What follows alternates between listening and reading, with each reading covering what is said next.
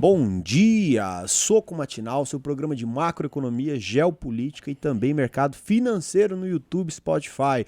Hoje aqui a gente vai falar sobre o Boletim Focus, né? Que é aquele dado que ninguém respeita, e o Haddad que afirma aí que uma inflação acima de 4 ou 5% é normal. Também temos aí o Macron, né, o presidente da França, que convoca aí uma reunião de emergência para tratar de assuntos sobre a guerra na Ucrânia após o Trump e o Putin aí se encontrar na Arábia Saudita para discutir um termo aí de talvez um acordo de paz. E também rede de portos ali da China é uma grande vantagem aos Estados Unidos. A gente vai mostrar como que a China foi colocando portos ali por vários locais do mundo, já se preparando para uma possível guerra comercial e o quanto que isso é uma vantagem junto com os Estados Unidos. E outras notícias aqui que eu não vou falar agora porque eu não tenho nem ética suficiente para falar de quão boas essas notícias que a gente vai falar hoje. Ao meu lado aqui, José Jager. Dá o seu bom dia, José. Bom dia! Bom dia. Flor do dia. Todas as flores. E também Maurício Meirelles, Matheus Malheiros. Oxi! Começa com M os dois. Bom dia. É igual. Edson tá inventando nome aí. É isso. O segundo Soco Matinal gravado hoje, no dia de hoje, porque agora a gente vai soltar todo dia de manhã. Não, no dia de amanhã. Porque hoje de manhã, terça-feira, que a gente veio com as mesmas roupas para gravar e não é na segunda de noite. Então hoje, de manhã, a gente começa com os índices aí. Com os índices de ontem. De noite. Exato. De fechamento. Então, aqui no Brasil, a gente teve a nossa Bolsa de Valores acelerando e a gente voltou ao patamar de 129 mil pontos, buscando os 130 mil, que foi visto pela última vez só em novembro de 2024. Então, 3 meses já que a gente não atinge essa marca e a nossa Bolsa vem se recuperando. Destaque aí para o mercado acompanhando a queda, né, de popularidade do presidente Lula, que traz esse impulso positivo aí para a Bolsa de Valores. Isso. Nos Estados Unidos, o mercado estava fechado devido ao feriado do Dia dos Presidentes. Bolsas na Ásia em alta, com destaque para o avanço das ações chinesas do setor de tecnologia. Investidores também avaliando a economia japonesa, que se expandiu pelo terceiro trimestre consecutivo. Na Europa, a gente tem bolsas fechando em alta, né, por conta dessa reunião de emergência que vai acontecer entre os países do bloco, falando sobre a Ucrânia e a segurança do continente. Destaque para ações da Buy System, que subiram 8,7%, que foi a maior alta do índice FTSE da Bolsa de Londres. Nas commodities, a gente tem o petróleo Brent operando muito próximo da estabilidade e o minério de ferro em queda de 0,92% em Dalian. Apesar disso, a gente tem, mesmo com essa queda de ferro, as indústrias aqui relacionadas do Brasil em alta, com a CSN e os Minas subindo, e uma alta boa, inclusive. Das criptos, Bitcoin começando a semana acima de 96 mil dólares, só que vale destacar que nos últimos 30 dias a maior criptomoeda do mundo, né, acumulou uma queda de mais de 6,7% do seu valor de mercado. E começando as notícias internacionais com o presidente Emmanuel Macron, né, que convocou uma reunião de emergência ali com autoridades do Reino Unido, da Alemanha, da Itália, Polônia, Espanha, Holanda e Dinamarca. Os grandes países ali para coordenar esses próximos passos diante da possibilidade de um possível acordo de paz na guerra da Ucrânia, que está sendo ventilado aí no encontro entre o Putin e o Donald Trump aí na Arábia Saudita. Que eles vão se encontrar, inclusive, na Arábia, como já disse o Edson aí. E os europeus aí estão com medo que o Trump dê excesso aí de concessões ao Putin e que ele coloque uma esfera de influência russa ali na Europa Oriental, nos moldes que foi negociado na Conferência de Alta ao fim da Segunda Guerra Mundial. Documentos da inteligência alemã aí estão afirmando que isso é apenas vamos dizer, uma folgada do Putin para que talvez no próximo ano ele envie mais 100 mil soldados no seu foco na Estônia, Letônia e na Lituânia, que assim como a Ucrânia já pertenceram à União Soviética e hoje são países aí que pertencem à OTAN, que é o motivo dessa guerra aí está acontecendo entre a Ucrânia e a Rússia. É uma guerra muito ideológica. Até vamos lembrar um pouco do passado do Putin. O cara era agente da KGB. A KGB é a CIA que você tinha ali da União Soviética. Então, depois que teve a dissolução, né, os países se separaram, Putin veio como um cara que, vou restaurar essa grandeza que a gente tinha ali na União Soviética e traz essas políticas um pouco mais expansionistas. Então, conseguiu anexar a Crimeia da Ucrânia em 2014 e vem tentando expandir a sua influência. Por quê? Anteriormente, você não só tinha a União Soviética, né, que englobava vários outros países que a gente tem hoje, bem como essa interferência, né, e além essa influência que a União Soviética tinha, no que a gente chamava de cortina de ferro, que era o quê? Você tinha dois blocos na Europa, ela era dividida entre o bloco mais capitalista e o bloco que seguia os ideais da União Soviética, voltados ali para o socialismo. Então a gente vê o Putin querendo trabalhar em cima disso e trazer de volta aquele sentimento, o que traz essa base forte que ele tem na Rússia. E a gente vê como que a história também é um pêndulo, né? Porque o que fez o Vladimir Putin ele ser eleito na época? Um dos grandes fatores é porque o ex-presidente ali, o Gorbachev, que estava na época, ele já era bem ridicularizado pelo próprio povo russo, por estar muito alinhado com o Ocidente. Então, quando você tem um alinhamento tão grande, você vem com uma oposição forte o suficiente para pender para o outro lado. Então, o Vladimir Putin, quando eleito, né, ele era literalmente a oposição do presidente em vigor à época, que era o Gorbachev, né? Exato, que foi... Era Começou lá considerado- o processo do fim, de fato, da União Soviética. Sabe qual russo mais vale a gente comentar aqui nesse programa? Hum. Khabib Nurmagomedov. Clássico. Filho do... Pesquisem também a peça de museu mais estranha do mundo. E, inclusive, quando eu tiver filho, meu filho vai lá pro Daguestão, ficar uns 10 anos lá e depois eu voltar pra cá. 2, vai 3 ficar anos and forget. Mas vocês já viram falar no Rasputin? 10 anos Rasputin, longe. já ouvi falar. No do Rasputin. Cara, uma curiosidade aí. Do Rasputin, isso aconteceu durante a época da Rússia czarista. Quem que foi esse cara? Esse russo aí, muito doido. Ele era um cara que era supostamente um curandeiro. Era o E a esposa do imperador tinha um filho que tinha hemofilia. Hemofilia é aquela doença que seu sangue não coagula direito. Então, se você se corta, você tem que ir pro hospital se tiver isso, porque você pode morrer com um corte besta que você faz ali preparando um alimento. Sua mãe tem? Tem. É sério mesmo? Não. Caralho. A mãe do Lucas tem... Rapaz. É sério. Caramba, complicado. Zoado mesmo. É, meu Por filho. exemplo, ela não usa faca molada. Nossa. Se cortar é bem problemático. Mas é B.O. Então, agora imagina essa doença, pô, agora você tem todo suporte, tem um hospital, se fizer um corte dá pra resolver. Agora imagina isso aí no século XVIII, né, século XIX. Sabe o que eu fico O que vai imaginando? acontecer se não tinha medicina moderna naquela Como é que época? descobriram, né? Cortou e não para, É. sabe? Pô, não para, não Tá para. parando aqui, Não. tem alguma coisa errada. E E ela morria de medo de que o filho, né, pudesse morrer por um ferimento besta. Então chegou o Rasputin, começou a ter influências dentro do governo, se aproximou muito dela, acabou comendo a mulher do imperador, Quem nunca? basicamente, quem nunca, né?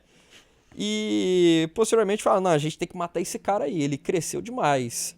Então tentaram de várias formas, chamaram ele para um jantar, deram vinho envenenado pro Rasputin, e ele não morreu. Por que ele não morreu? Ele tomava veneno em doses homeopáticas, ele já era vacinado, vamos dizer Caralho, dessa velho, bicho forma. doente da cabeça. Isso é bom, né? Pô, essa curiosidade é muito boa, tá, legal, cara? legal mesmo. Eu ia falar pra ele assim, cara, eu vou trazer a curiosidade menor que essa, mas essa aí foi muito legal, Cara, cara. não tem como. Mas vai além disso aí. Meu Deus do céu. Viram nunca que ele muito. não morreu com o veneno, falaram, vamos atirar nele e jogar ele no rio. Encheram a cara de pipoco, fizeram ele virar um queijo suíço. Uma peneira. E quando jogaram ele no rio e encontraram o corpo depois, constataram que a causa da morte foi hipotermia. Caralho, bicho é brabo. Então eu vou falar também a Tomou notícia agora. veneno, deram um tiro e jogaram o corpo no rio achando que tava morto, mas não. Agora Ele tem um- morreu por causa do frio do rio. E agora tem um cara tão foda igual ele. Khabib Nurmagomedov perdeu um round no UFC inteiro. Pro Conor. Um round para o Conor McGregor. Tem uma... Quantas lutas ele tem invicta? 29? 29 lutas sem perder, perdeu um round contra o Conor McGregor. Isso é verdade. E tem uma música contra a história do Rasputin que é muito boa, do eu, já, Bonnie M. eu já vi você Rasputin. dançando ela. Agora eu lembrei. Exato. Assim, e eu ó. já dancei essa música. Foi uma das cenas mais lindas que eu vi na minha vida, cara. Caramba, que diabo. Aí, enfim. Onde que a gente foi parar com essa notícia? Caramba. É isso. A gente vê claramente, então, nessa reunião, né? Porque vem de um movimento aonde, quando a gente tem o Donald Trump, né, assumindo, cortando o gasto, a gente vê uma volta, né, a olhar mais para o país Estados Unidos da América e não preocupar tanto com a defesa da própria União Europeia. Né? A gente olha, é muito interessante você ver o quanto que Estados Unidos ainda banca boa parte das defesas alemãs, mas a Alemanha estava comprando gás russo. Então o Donald Trump traz alguns questionamentos difíceis, assim, mas interessantes. Da mesma forma que Estados Unidos paga 1 bilhão para a OMS e tem 400 mil pessoas. A China tem 1,5 bi e paga 46 Pagava, né? milhões. Pagava. Então, assim, o Donald Trump, ele vem em meio ao caos, trazendo caos, mas revirando perguntas difíceis. Então, uma dessas perguntas é por que os Estados Unidos ainda banca parte da proteção da Europa, enquanto a Alemanha opta por comprar gás russo, dependendo quase 40% antes da guerra da Ucrânia.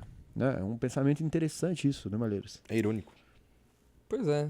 Então, é um cenário um pouco turbulento. Vamos esperar para ver o que vai dar. Uma isso aí. turbulência. Você É uma acredita? turbulência. Você acredita mesmo que vai haver algum tipo de oferta de paz entre a Ucrânia e o Putin com essa influência do Donald Trump? Cara, oferta de paz para ter o que seria esse cenário? Que todo mundo fosse sair ganhando. Então, pô, Ucrânia conseguiu manter ali os territórios, talvez, Zelensky conseguiu manter a popularidade dele no país, foi reconhecido pela paz ali pro lado do Putin. Ele não tem que sair como perdedor dessa guerra. Ele não vai sair de forma alguma. Então, Putin, eu vejo que ele não vai recuar as tropas e falar, não, tá de boa, desistimos aqui da invasão, porque ele vai ser ridicularizado lá dentro. Porra, tentou invadir a Ucrânia, né? A gente olhando para números, quem que é a Ucrânia perto da Rússia, pensando como uma potência militar, né? Então, a Rússia que herdou grande parte do arsenal da União Soviética, ainda é uma das maiores potências militares do mundo. Então, não faz sentido pro Putin isso aí. E o Trump como mediador disso aí. Então, tem que achar um ponto comum que todo mundo consiga alinhar os interesses, senão não vai acontecer uma paz. Porque hoje a gente vê que depende dessas três figuras principais. O Zelensky, o Trump e o Putin. E os três têm que sair ganhando. Exatamente. Agora, mudando, né, de assunto, a gente vai aqui falar um pouco sobre a China, né? Nos últimos 20 anos, a China construiu uma rede de portos ao redor do mundo aí que preparou para uma competição mundial aí com os Estados Unidos. E essa infraestrutura ela está espalhada aí por todos os 5 continentes. A gente não fala muito sobre isso, mas essa nova grande rota da seda criada pela China, ela já vem sendo construída há um bom tempo, né, Malheiros? Exato. A China é hoje o país que mais faz produtos industrializados, né, assim, do mundo. Então, tudo que é indústria, é o maior produtor de aço, produz muito commodity, apesar do Brasil ser conhecido como referência nisso aí. Cara, a China é gigante, 1,5 bilhão de pessoas, segunda maior economia do mundo. Então, tem muita coisa que é produzida lá e isso tem que ser exportado pro restante do mundo. Então, para isso, eles foram fazendo investimentos estratégicos em diversos países, com portos que os chineses detenham controle. Então, não só eles conseguem exportar toda a produção deles, assim como eles poderiam usar isso como uma arma num conflito geopolítico. Em que sentido? Olha, seguinte, Estados Unidos, vocês não entram naquele porto, perdão. Por quê? A China ela usa de várias empresas, ou o próprio Estado tem um controle de um porto.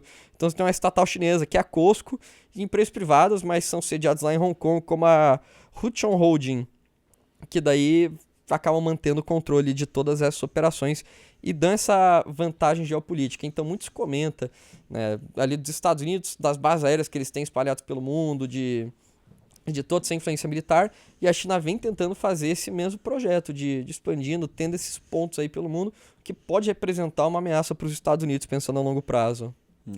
Indo agora para as notícias nacionais, aqui a gente tem que o Boletim Focus, né, sai na segunda-feira, saiu aí com as projeções aí da inflação de 2025 e 2026, né, e projetando aí 5,58, subiu para 5,60. Por outro lado, o ministro da Fazenda, Fernando Haddad, já disse na segunda-feira que uma inflação de 4% e 5% é normal após o Plano Real. Como a gente não se importa muito com o Boletim Focus, porque ele é meio enviesado e ele é muito bom em errar, e sobre o que o Fernando Haddad afirma ou não afirma nessa altura do campeonato, aí, principalmente em relação ao Boletim Focus, é uma notícia que não tem nem capacidade de falar, não faz nem só sentido. Deixa eu puxar um adendo disso aqui. Vamos entender a estrutura do sistema financeiro nacional. Chama. Como que funciona? Você tem os órgãos normativos, né? Olhando para essa parte aqui financeira, o CMN está acima de tudo. Aí junto tem o CNSP e o CNPC, que vão mexer ali mais com a parte de previdência e de seguros. Então tudo que é banco, então quem está acima do Banco Central e da CVM é o Conselho Monetário Nacional. Então eles vão delimitar como que deve ser conduzido o sistema. Eu vou falar, ó, tem que ser dessa forma, como se fosse um conselho de administração de uma empresa.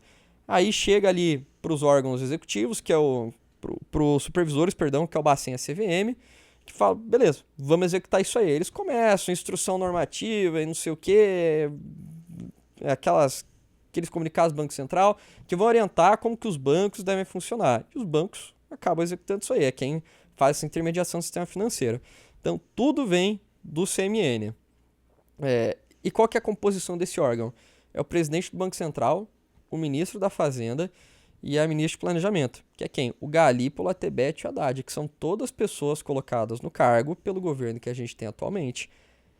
O papel do Banco Central, então, é seguir a meta de inflação. Então, falar, tem que aumentar juros para manter a inflação controlada dentro daquele limite ali de 3%, com um ponto e meio para cima e um ponto para baixo. O Banco Central não tem que questionar essa meta, ele só tem que seguir. E quem define essa meta é o próprio CMN. Então, enviesado. Por isso, Esse que é o problema. Foi inclusive um dos fatores que o Galípolo, quando ele foi eleito, né, foi colocado lá pelo presidente Lula, uma das afirmações dele foi que ele não deveria estar participando do CMN. Né? Você lembra disso? Que ele falou, não, acho que o presidente do Banco Central ele não deve estar influenciando dentro do Conselho Monetário Nacional. Exato. O próprio presidente do CMN tem influência nessa meta de inflação, mas o ponto é que eles não mudaram a meta desde que entraram. Então não tem o que reclamar do Banco Central, querer subir juros ou de falar, não, a expectativa está desancorada na realidade. Por quê? Vocês mesmos que definiram, então o Banco Central vai ter que seguir fazendo papel. O Banco Central ele não tem a função de coordenar dessa forma. Ele é apenas um executor, Edson. O Banco Central é um executivo, né? O que a gente fala aqui dentro de mundo corporativo, você tem um conselho, né, de administração de uma empresa, ele vai falar para onde que você tem que ir.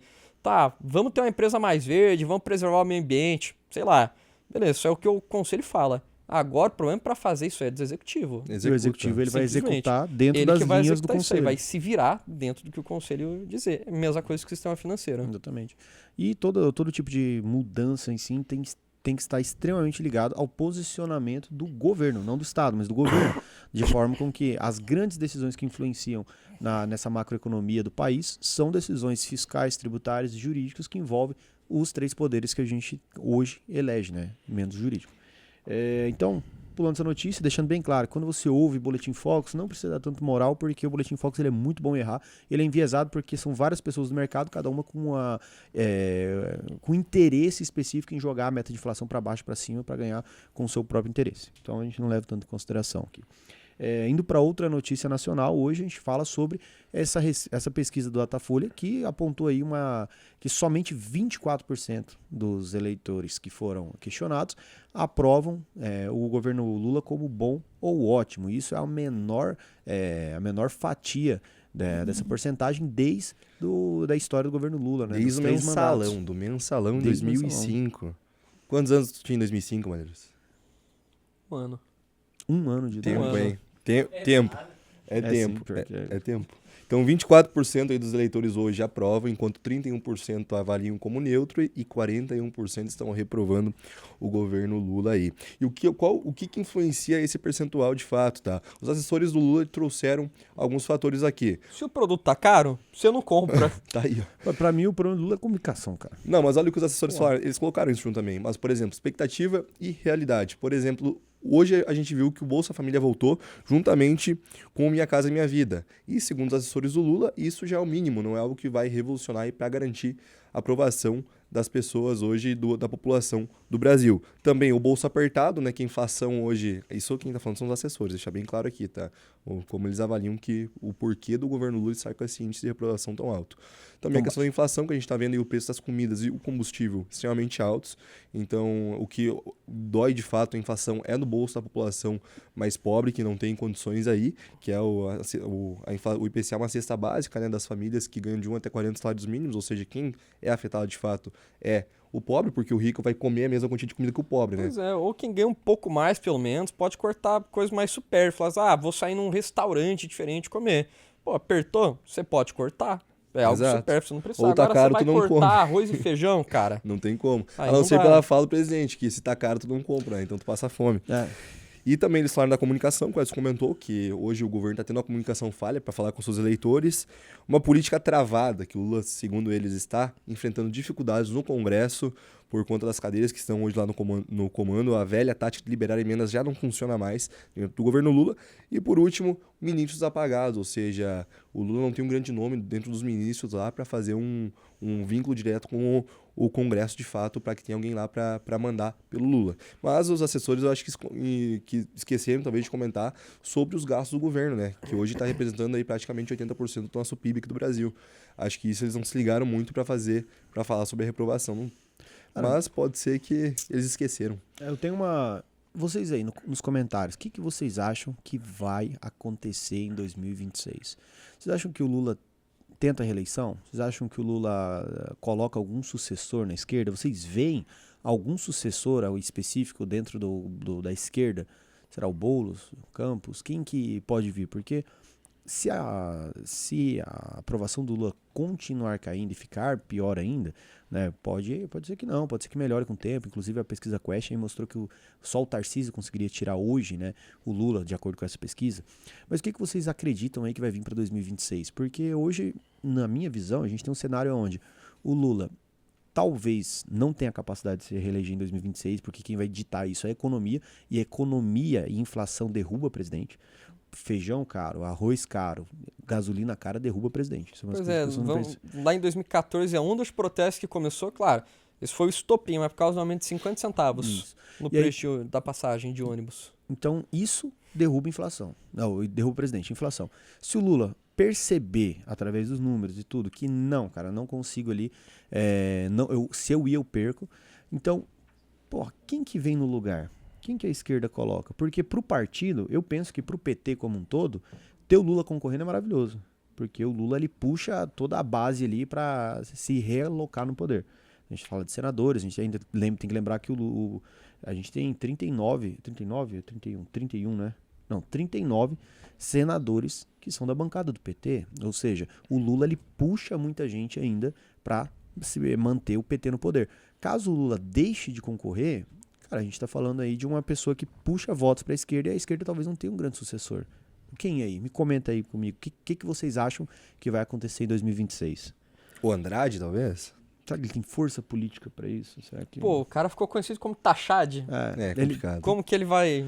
Então é isso, cara. Talvez eu não sei se a gente tá vendo aí um período onde pode ser que a esquerda fique sem sucessor pro Lula e se o Lula vai conseguir ou não em 2026 ter Talvez força se esse política. número não for revertido, essa desaprovação do governo Lula, que a gente tá vendo de 41% hoje dos eleitores brasileiros, é bem possível que ele nem concorra, na verdade, na próxima eleição. Só que ao mesmo tempo, se ele não concorrer, aí o partido se quebra inteiro, porque aí ele não tem uma figura que puxa voto. Então, cara, é uma decisão complexa, Sim. né? É Mas uma também, política complexa. botar pra perder não vai entrar, né? Se É. sabe que é certo, vai lá pra... Então a gente botar a cara dele a tapa pra quê? É um idoso, por que vai querer se incomodar? Eu não iria. Mas é aí que tá, pensa, se você já é um idoso, a sua vida inteira foi construída em cima de tentar eleger-se em política. Não existe um descanso após isso. A gente hoje imagina que existe um descanso. Só que o Lula deixou de concorrer, ele não vai pra casa colocar o pé pra cima. Ele tá literalmente se entregando pro fim de vida, entendeu? Talvez pra ele seja a hora de peitar de novo e perder em pé, não sei. Eu fico curioso sobre como que vai ser em 2026 sobre isso. E talvez pode ser que todo esse cenário possa ser alterado por algum outro motivo econômico Outro que faça fator a até final inflação do cair. ano e mude essa A gente tem reprovação. 2 anos ainda. Aí. Já imaginou um Kassab da vida concorrer? Um maluco centrão, assim, firme. Exato, cara. Pô. Que você vê de um lado, né, direito, o povo querendo... Tem essa ideia do Tarcísio, mas querendo mudar a ficha ali pra votar o Bolsonaro. É. Pô, o Bolsonaro também é 8 ou 80. Você não tem aceita o Bolsonaro normalmente. Ué. Você vê muita polarização com esses políticos, então, que são muito influentes. Ou o povo odeia o Bolsonaro ou ama. Então já imaginou se a gente tem um cenário de novo, que nem 2022, Bolsonaro de um lado, Lula de outro, e aparece o maluco do centrão, falar, não voto em nenhum dos dois, voto em mim que eu sou a alternativa aqui, eu sou a Cara, terceira via. Talvez a melhor coisa pro Lula seja o Bolsonaro se tornar elegível. Porque aí vira um Lula-Bolsonaro. E aí, se virar um Lula-Bolsonaro, o Lula tem E mais aí ele chance. tem que combater E aí o pessoal vai votar no Lula da não vida. por causa do Lula, mas vai bater no Lula por não gostar do Bolsonaro E aí vira vice-versa. toda a guerra. Exato. O eleitor do Bolsonaro é o que não vota no Lula. E o do Exato. Bolsonaro... É o que... Não, e o do Lula é o que e não o do vota Lula no é o que não Bolsonaro. vota no Bolsonaro, E não que exatamente. goste dos dois necessariamente. Cara, a política é muito louca. É complexo, né? Então, comentem aí pra gente aí. E comentem também se gostaram do novo horário aí, porque a gente vai querer, se tudo der certo, né? Se as coisas se alinharem, sair o mais cedo possível, porque tem muita gente que escuta e não vê a nossa face. Eu até entenderia, né? Então, se eu visse o Malheiros, eu entenderia. Porque pra não se apaixonar é difícil. Eu não consigo acordar de manhã, ver o Malheiros não me apaixonar. Ainda mais o pai aqui fino desse jeito que tá ficando. Tá fino. Hoje a gente entraria no X-Pirado já, hein? Entraria no tobogã. X-Pirado. Que a gente foi até eu e Malheiros foi sozinho até Caldas Novas. andou um monte de grau de escada, Mano, chegou lá. 6 andares. 6 andares. de Chegou lá, escada. aí tinha uma balança, eu e ele não conseguia entrar. Não. O Edson, eu quero deixar aqui, é um cara parceiro. A gente subiu pra descer o tobogã.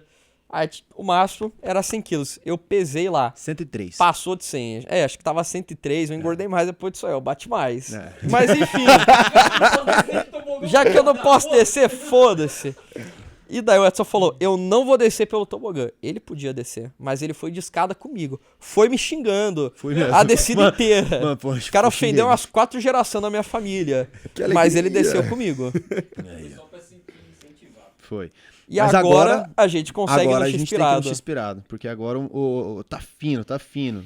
Tá louco. E agora indo pros comentários, eu separei alguns comentários que eu perguntarei pra vocês aí de bate pronto. Pode ser?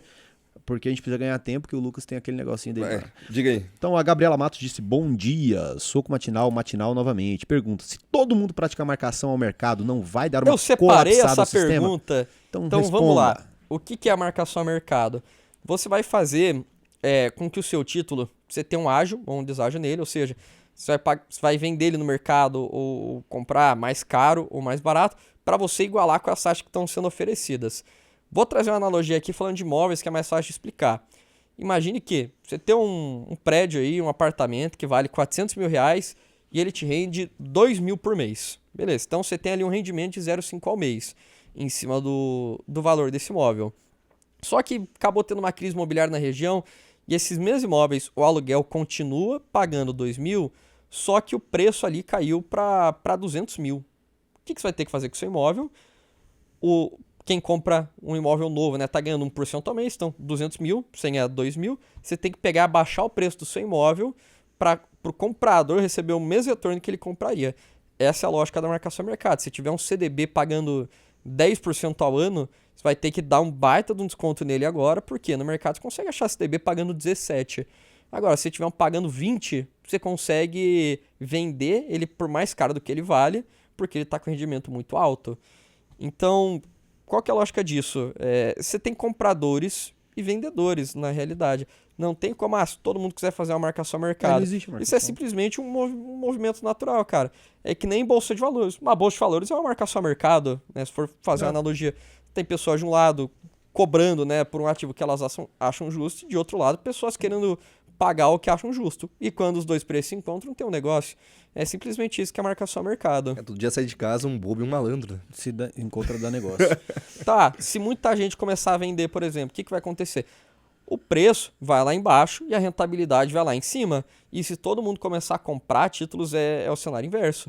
Né? Lei da oferta e demanda. O preço vai lá embaixo. O preço, se todo mundo quiser comprar, o preço vai lá em cima. E se o preço de um título estiver mais alto, o rendimento dele é menor. Chama. E a marcação a mercado ela só é possível porque tem esses dois lados. Então não daria pra todo mundo fazer Exato. marcação. Se Não todo colapsa. mundo quiser vender, não existe marcação a mercado. Esse que é o ponto. A Márcia Frutuoso disse aqui, será que o Bruno comprou a criptomoeda do Milei? Bruno, responde aí nos comentários pra gente aí, você que é fã número 1 do Milei, mais do que a própria esposa. E o Jorge O Baronelli... Bruno chorou fazendo a notícia Chorou. de hoje, eu Nossa. tenho certeza. E hoje a gente desceu o pau no Milei, a gente perguntou se ele era vagabundo ou burro, porque se ele não sabia, ele é burro, se ele sabia, é vagabundo. Então, O maluco é economista-chefe do HSBC com mestrado, doutorado, carado de asa, cara. não sabia. ele fez um... Ele tem em comum, ele, Gustavo Lima, Deulane e Mamãe Falei. Divulgou que não devia. É isso. E agora vamos pra George Imagina Baronel. o Gustavo Lima no dia 20, nos 27. O embaixador chegou. Ó, finalzinho, música do Gustavo Lima, vai pensando aí. Ótimo horário, almoçar ouvindo o suco matinal me faz sentir mais inteligente do que mereço. Você merece muito mais. Esse é dos antigos, você viu que esse aqui já conhece. E o Alex Melo disse, novo poço não, plataforma, exploração de alguns poços, é isso. Inicialmente eu falei poço, depois eu falei plataforma, depois poço na notícia de ontem, né, que saiu sobre Que gravou ontem. Ontem, que não foi hoje. Então, obrigado pela correção aí. E o Ravilo BOE disse, bom dia, soco matinal em horários aleatórios do dia. Não, é sempre o mesmo. É matinal, de manhã nunca... Ué? E Esse é novo, O cara tá inventando Olha isso. horário. Foi moleque. Foi moleque. Errei, foi moleque. E minha dúvida é a seguinte: uma Selic alta por muito tempo pode gerar mais inflação ao invés de ajudar? Se sim, diminuir ela geraria mais inflação ainda a curto prazo ou não? Essa pergunta é boa. Essa pergunta Braba, aí o cara braba, foi bem. braba. É o seguinte, Rávila, é o seguinte, cara, quando tu aumenta aí por muito tempo a questão da taxa de juros, por exemplo, a Selic, acontece que tu também aumenta o custo da dívida, ou seja, as empresas, no financiamento que elas fizerem, elas vão ter um maior custo, o que elas podem repassar para o preço dos produtos, gerando inflação. O impacto cambial também pode ser complicado, porque inicialmente acabaria que os juros altos fariam com que a gente tivesse aí a gente tivesse um real fortalecido, o que iria reduzir a inflação das importações. Porém, se a dívida do governo for muito alta devido a essas taxas altas, também os investidores podem perder a confiança do Brasil e acabar ter desconfiança, o que desvalorizaria a nossa moeda e pressionaria também os preços para cima. E também tem um efeito da oferta, né, Malheiros? Que os juros elevados desestimulam o investimento, reduzindo a capacidade produtiva. Ou seja, isso aí também complicaria a questão pela oferta de bens e a demanda não acompanharia essa oferta de bens, o que faria com que os preços também voltassem a subir. Se a gente parar, a forma melhor de você entender isso para uma criança, imagina que a Selic ela é uma. Qual que é a doença para a doença não? Meu Deus do céu, o exemplo que ele vai dar, velho. É um bom exemplo. Qual que é o remédio para câncer mesmo? Malhado de É quimioterapia. Quimioterapia para um câncer. Que é o seguinte. Malhado. Malhar com Cara, a inflação. Meu Deus. Não, Edson, não, cala deixa a eu terminar, boca. deixa eu A terminar. inflação é dor de cabeça e taxa de juros é de pirona. Se for Pronto. pra uma doença mais leve. É bem melhor, bem melhor. Mas vamos lá, volta pro melhor. Quimioterapia, que é o quê? Você vai tomar uma quimioterapia. Quanto mais você pode acabar matando o próprio corpo e não o câncer no corpo. Só que você não precisa de uma taxa de juros alta, você não precisa de uma quimioterapia se o corpo estiver saudável. A Então, o melhor diferença entre o remédio e o veneno é a dose. Exatamente, já dizia Rasputin aí, ó. Gostou dessa? Chama! Essa foi boa. Agora, o Gustavo El que disse: bom dia, finalmente fizeram um suco de dia de novo. Não tô entendendo esse povo. Só consigo comentar de manhã, porque O estudo à comentário do noite cara é muito longo, e pô. tá proibido celular nas escolas. Pô, você tá na escola... Que é esse... Beleza, ações... não, é boa, ó. Gostaria de perguntar como que funciona a transferência de ações de uma corretora para outra. Exemplo, invisto pela corretora Rico e quero transferir para a UVP. Isso é interessante. Cada corretora tem uma forma de... Vai lá, Malheiros. Nossa, tá tremendo. Fala, Malheiros. Eu tinha separado. Então manda. Transferência de custódia. Cada corretora tem o seu procedimento, mas dentro da consultoria a gente tem isso mapeado e consegue te auxiliar. Então, quer trazer para o OVP? Fala com a gente que a gente resolve a sua vida. E aí que tem uma questão. Você precisa ter aí dentro da Rico mais de 500 mil investido hoje. Mas eu não tenho, que ruim. Um dia a gente está correndo atrás de ter a capacidade operacional, ou seja, gente suficiente que consiga atender bem as pessoas Mas vamos abaixo lá. de 500 mil. Se ele for aluno da UVP, ele consegue. Ele consegue. usar Se você no for aluno da UVP, autoatendimento. consegue. Então, você é aluno da Exatamente. UVP, Gustavo, se você for aluno da UVP, conversa com o pessoal, chama lá no chat, fala assim, quero fazer a transferência, STVM, solicitação de transferência de valores mobiliários. Aí você transfere pra gente. Se você não é aluno, acima de 500 mil de patrimônio, também não é aluno, abaixo de 500 mil de patrimônio, por enquanto a gente não consegue Compra o atender VP. ainda. Compra o VP, compra o VP que você vai entender. Mas acabou os comentários, tem algum comentário de vocês aí? Não. Nenhum. Nenhum? Então, maravilha. Quantos minutos hoje? Cadê a música do Gustavo 33? Lima? 33. 33, vai lá, puxa o Gustavo Lima então, só pra finalizar. Zé tá em Nárnia. Tem uma que eu gosto. Então manda. Mas não é do Gustavo Lima. Então vai. Quem estiver me ouvindo, preste muita atenção. O meu carro não tem placa, mas vou dar a descrição. É branco e tem uma loira, charmosa na direção. Dou o carro de presente a quem fizer a prisão. Por ela ter roubado o carro, já dei a absolvição. Mas vou lhe dar um castigo.